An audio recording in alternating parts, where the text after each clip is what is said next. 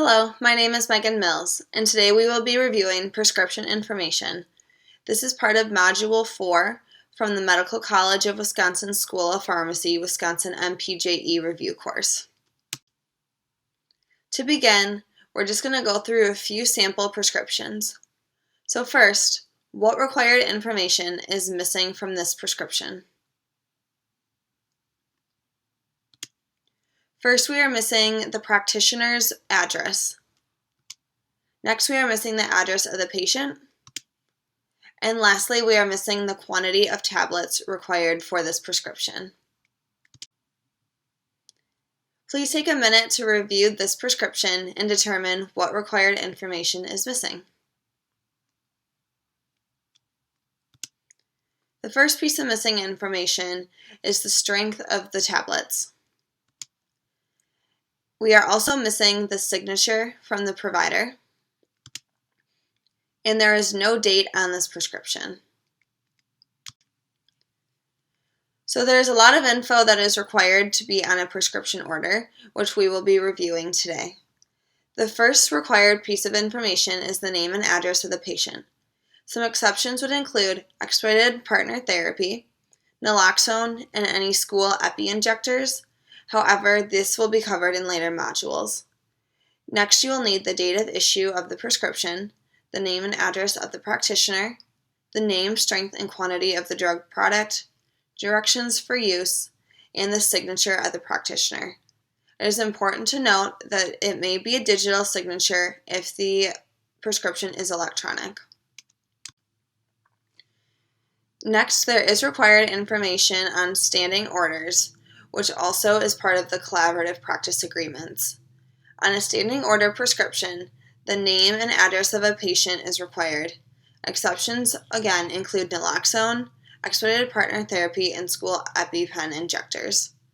The date of issue of the prescription, the name, address of the practitioner, the name, strength, and quantity of the drug product, and directions for use. The first and last name of the delegate, which is the pharmacist, and indication on the RX is part of the standing order. For veterinary prescriptions, the name and address of the client owner is what is going to be written for the name on the prescription. And then this will be followed by the species and identify the patient. For example, dog, cat, etc. Next, you will need the date of the prescription, the name and address of the vet, the name, strength, and quantity of the drug product. If it is a food-producing patient, withdrawal time is required, and some directions for use. So this could be like extra label use, and then the signature of the practitioner, if written by a practitioner, is required.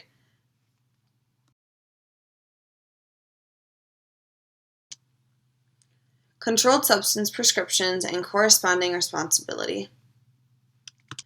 So we will do a couple more examples. First, please take a minute to review what is wrong with this prescription. This prescription is missing the DEA number of the physician, the patient address, and that refills are on this prescription.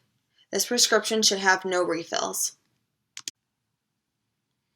Please take a moment to review what is wrong with this prescription. This prescription is missing the name of the patient. It is missing the number of tablets required for this prescription. And it also has an inaccurate amount of refills. Controlled substance prescriptions require the same information that we just reviewed on the non-controlled substance prescriptions. However, it also is required to have the practitioner's DEA number on the face of the prescription or in the prescription record. Now we're going to review expirations, refill, and quantity limits. Controlled substances classes 3 through 4 expire after 6 months. No other type of RX has any time limit or expiration, including C2s. There are limits on refills. Prescriptions classes 3 through 4 have a maximum of 5 refills. C2 prescriptions have no refills. However, they may be partially filled, and there is no refill limits on any other kind of medications. For quantity limits, no prescription has any type of quantity or day supply limit per law. However, there may be a company policy or insurance requirement that may dictate these limits. Changing information on a controlled substance script. Neither federal or state regulations indicate what information a pharmacist may change on a controlled substance prescription. So for C2 prescriptions, there are no allowable changes. Therefore, a pharmacist must get a new prescription for any missing information or any errors on the prescription. Prescriptions that are substances 3 through 5 may be prescribed orally, so info may be clarified by consultation or by creating a new prescription.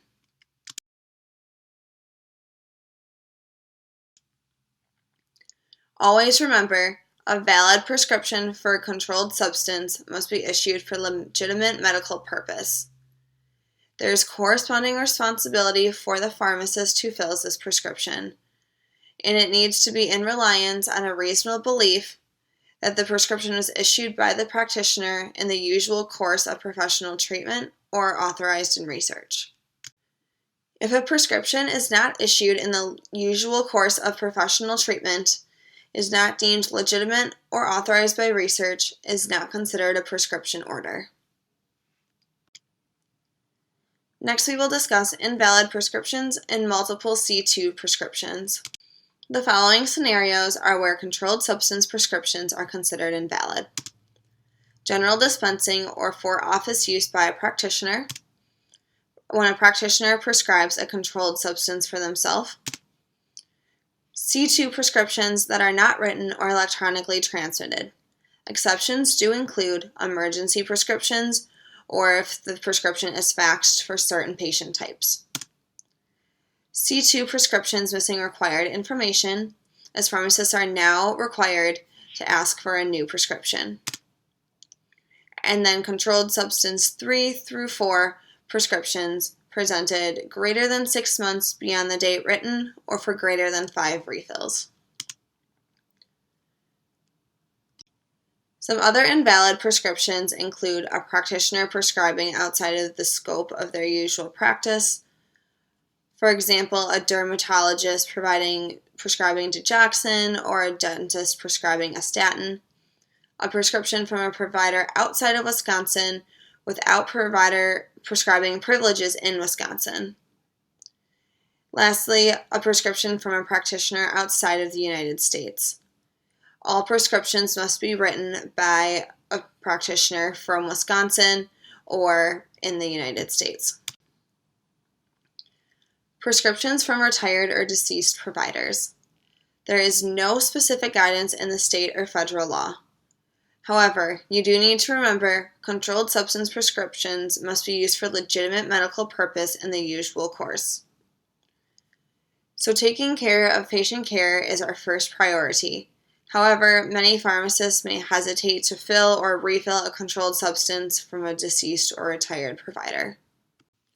For multiple C2 prescriptions, federal regulations allows for multiple sequential prescriptions for up to a total of a 90-day supply to be written at one time.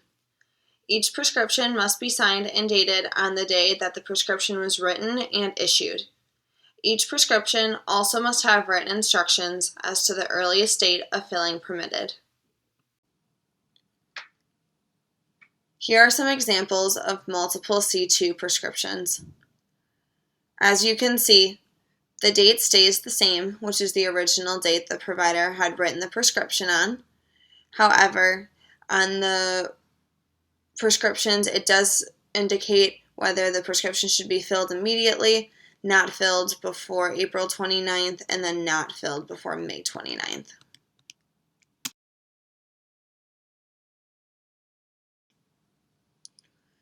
All right, thank you for participating in the prescription information snapshot from Module 4. Please see the companion questions for further practice.